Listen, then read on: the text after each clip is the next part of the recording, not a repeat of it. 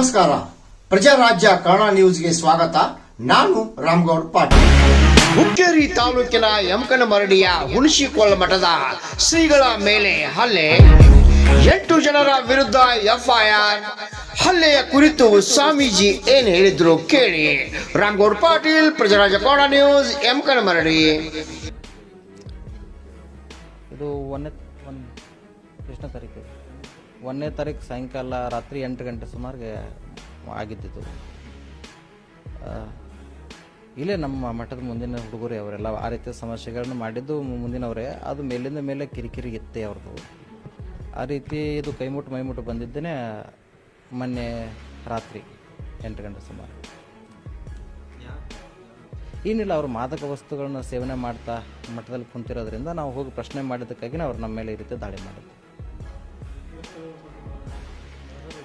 ಅವರೊಂದು 5 ಜನ ಇದ್ದರು. ನಾವು ಮಠದಲ್ಲಿ ನಾವು ಸುಮಾರು ಬಹಳಷ್ಟು ಜನ ಹುಡುಗರಿದ್ದು ಅವರೆಲ್ಲ ಒಳಗಡೆ ಅಭ್ಯಾಸ ಮಾಡ್ತಿರೋದ್ರಿಂದ ನಾವು ಹೊರಗಡೆ ಕೇಳೋದಕ್ಕೆ ಹೋಗಿದ್ವಿ. ಮೊದಲು ನಮ್ಮ ಶಿಷ್ಯ ಹೋಗಿ ಕೇಳಿದ್ಮೇಲೆ ಅವನ ಮೇಲೆ ಅವರು ಹಲ್ಲೆ ಮಾಡಕತ್ತಾಗ ನಾನು ಹೋದ್ರಿಂದ ಅವ್ರು ನನ್ನ ಮೇಲೆ ಹಲ್ಲೆ ಮಾಡಿದ್ದು ಅಷ್ಟೆ. ಅದು ಇಲ್ಲ, ಆ ರೀತಿ ಮಾಡಿದ್ದು ಸತ್ಯನೇ. ಮಾಡಿ ಅವರು ಆ ಮಾದಕ ವಸ್ತುಗಳನ್ನ ಸೇವನೆ ಮಾಡೋದ್ರಿಂದ ನಾನು ಹೋಗಿ ಪ್ರಶ್ನೆ ಮಾಡಿದ್ದು.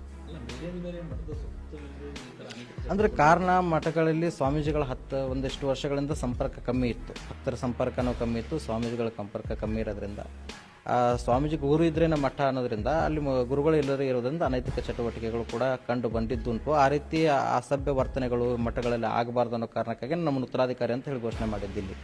ಉತ್ತರಾಧಿಕಾರಿಗಳಂತ ನೇಮಕ ಮಾಡಿ 2.5 ವರ್ಷ ಆಯಿತು.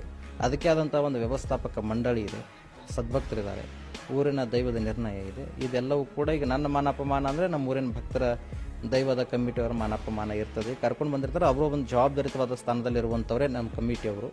ಅವರೆಲ್ಲರೂ ಕೂಡ ನಿರ್ಣಯವನ್ನು ತಗೊಂಡು ಈಗಾಗಲೇ ಪ್ರಕರಣವನ್ನು ದಾಖಲೆ ಮಾಡೋದಕ್ಕಾಗಿ ನಮ್ಮ ಕಮಿಟಿಯವರೆಲ್ಲರೂ ಕೂಡ ಬಂದಿದ್ದರು.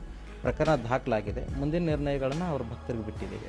ನಾನು ಹೋಗಿ ಅವರನ್ನು ಶಿಕ್ಷೆ ಕೊಡಿಸೋದು ಸರಿ ಅನಿಸೋದಿಲ್ಲ. ಧಾರ್ಮಿಕವಾಗಿ ನಮ್ಮ ನೀತಿಯಲ್ಲಿ ಕಾನೂನನ್ನು ಕೈ ತಗೊಳ್ಳೋದಕ್ಕಂತೂ, ಕಾನೂನು ಅನ್ನೋದಕ್ಕಿಂತಲೂ ಕೂಡ ಧಾರ್ಮಿಕ ವ್ಯವಸ್ಥೆಯಲ್ಲಿ ನಾವು ಮಾಡೋ ತಪ್ಪಾಗ್ತದೆ. ಅದಕ್ಕೆ ನಮ್ಮ ಕಮಿಟಿಯವರು, ದೈವದವರು ಅದಕ್ಕೆ ನಿರ್ಣಯ ತಗೋತಾರೆ.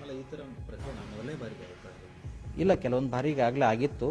ಅವ್ರು ಈಗಾಗಲೇ ಹೇಳಿ ಮಾಡಿ ಬೆದರಿಕೆಯನ್ನು ಹಾಕಿದಾದ್ರೂ ಕೂಡ ಈ ರೀತಿ ಅವರು ಮೊನ್ನೆ ಕುಡಿದ ಅಮಲಿನಲ್ಲಿ ಇರೋದ್ರಿಂದ ಈ ರೀತಿ ಮಾಡಿದ್ರು.